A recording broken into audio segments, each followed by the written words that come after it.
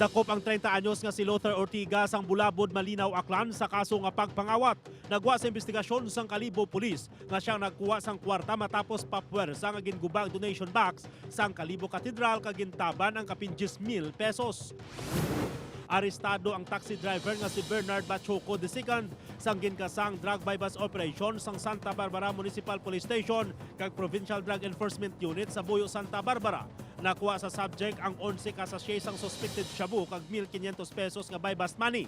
Sa impormasyon sang kapulisan, anay drug surrenderee si Bachoco. Ginako man sini nga halin sa Bacolod ang supply nga iya ginbaligya. Ginlabo sa magulang ang manghod sang naimpito matapos nagbaisay. Natabo ang insidente sa barangay Linaw, syudad sang Cabancaran, Negros Occidental. Nakaagom sang patal nga pilastuga sang ispaling si Elmer Pedro, 25 anyos sang Lawan, Antique. Nadakpan ang magulang sini nga si Alvin Pedro, 45 anyos. Nagaobra sa asyenda bilang sakada ang duha. Arestado si Helen Agustin alias Ka Marilo nga ginpahayag anay medical officer sang Northern Front Committee Committing Rehiyong Panay sa operasyon sang kapulisan sa barangay Poblasyon si Basti, Antique.